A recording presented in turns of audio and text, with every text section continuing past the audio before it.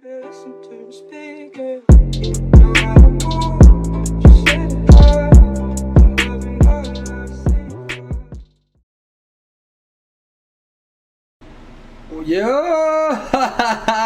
What's going on? My voice is shot after yelling for 3 days. How y'all doing? Yeah, I missed you guys too. It's been a crazy few days. Yeah, it was actually very eye-opening. I did my best to try to shout out what's going on, Yoshi. I tried to do a good job at including a lot of people's names on live feed. It said Sprinter, talked about Meme Senpai a little bit, said Lan. Tried to throw out some love out there. It was crazy, man. The whole tournament was crazy. Preparing for it was crazy. There was some technical difficulties, which made it a little difficult as a shoutcaster. I thought I'd feel nervous. I didn't feel nervous. I guess going on live feed, and I just wanted to explain the play-by-play from a high tier perspective of what was happening, and really just trying to teach people some of the strategies. And I learned a whole bunch of different strategies from that tournament. You know, it goes to show you that the Chinese community is way ahead of us. Like, way ahead of us. But Team A&O did such a great job. They actually beat a bunch of teams behind the scenes that they didn't play against in the tournament. And I'm not going to say which teams, because it's just, that doesn't matter. I'm sure that they'll tell you guys. Team A&O is definitely a top 8 team. But the Chinese community, man, the Chinese community was just amazing. Like, the amount of there was stuff that I was not expecting. I think the big thing that also happened is I think I'm starting to understand my position a little bit on live feed. I'm less than a year old as like a YouTuber and stuff, so I forget that the things that I say carry a little bit of weight. You know, I had a good conversation with NetEase about my live streams and stuff, and you know, NetEase doesn't really want me to change too much, but like we were signing autographs for people in different countries, Grizzly and I, and people who watch us and stuff, and I'm like, I actually got a little bit of a responsibility now. Yeah, it's a lot. It's a lot. I got to talk to Team A&O. It was good to see some of my buddies who I've been playing with since Season 1. Man, they really are a remarkable team. What's scary about Team A&O is that they're a young team. You know, like I was talking to Team Humber, and I was talking to Team FD from Japan. I talked to Alex and his crew for a little bit, not long enough, but I talked to Team Korea is super nice, man. Team Korea is super nice. Team Japan, Team FD, super nice. Team Humber, super nice. I think out of all the teams, Team HB was the nicest, and they were all nice. Everybody in that whole tournament was super nice, and it just goes to show you, like when I was introducing myself to Team FD, they kind of knew who I was, and I was like, yeah, like, you know, those are my boys. Those are my boys, Team A&O. I love them. You know, some of them I helped train. Some of them never needed me and never will need me. And Team FD started laughing. They started laughing when I said that. I got to shake their hand, and I said, give them hell. You know, I said that before the match. I was like, give Team A&O hell. You know, they're ready. And so it was super respectful being with them. And like, honestly, here's my thoughts. When you become really good at this game, you can show respect for other people from other servers for their skill. That's what I've come to the conclusion of.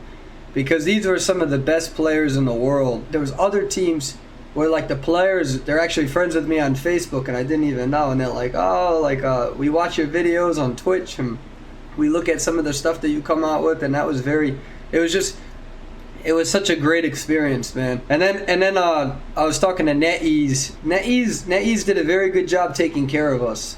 They did such a great job at taking care of us. I got to meet the creator of the game. I have photos on that on Instagram and stuff, and I talked to him a little bit about the balance, because it was specially arranged that Grizzly and I would get to meet him, and so he was preparing to meet us, and I told him some of the things that I thought that were important for balancing, and Grizzly can attest to this, that every single thing that was suggested he agreed with, and he already said that some of the things have already been taken care of.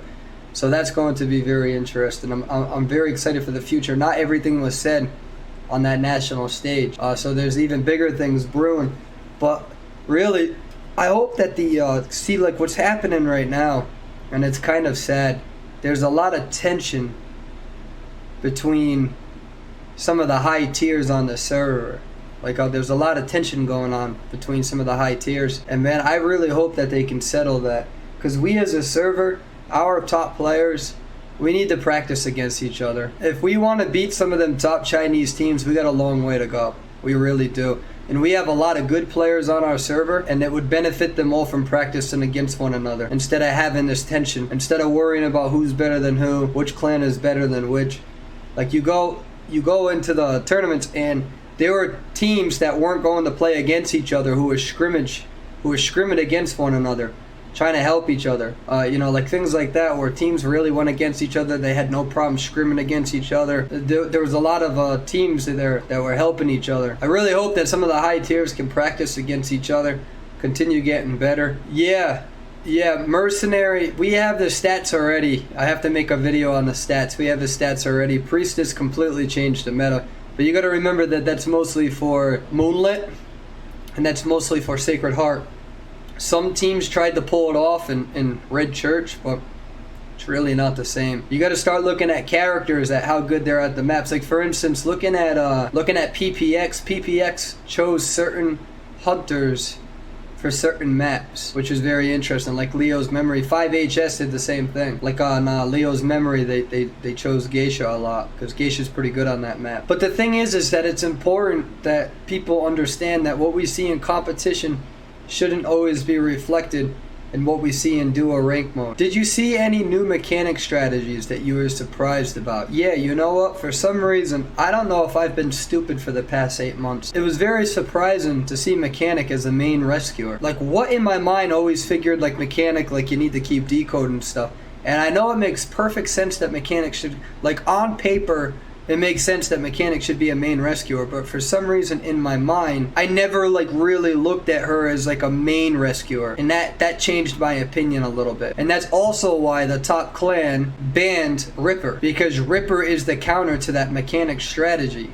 So what they did is they banned Ripper on maps like Moonlit River, where there's open areas, and forced it to be the spider. You know, it's been a strategy, but for some reason, like Team A&O had to remind me about that. There was a lot of good plays, a lot of amazing things. I mean, when I go on live feed, I don't try to make up my energy. You know, there'll be moments where I'm low key right now, right? Like I'm not about to have all this crazy energy. And man, I was just losing it watching that tournament, man. Like the Japanese telecasters were right in front of us. And they have a guy named, I think, Cuddy-chan. Do we have any Japanese viewers in here? I guess Cuddy-chan is known to be like one of the loudest, like he's known to break eardrums in the Japanese community. He has like 40,000 subs, 45,000 subs. And I was so loud that Cuddy-chan left and came like pretty much to ours. I met him outside and he literally just started bowing to me. He started bowing to me.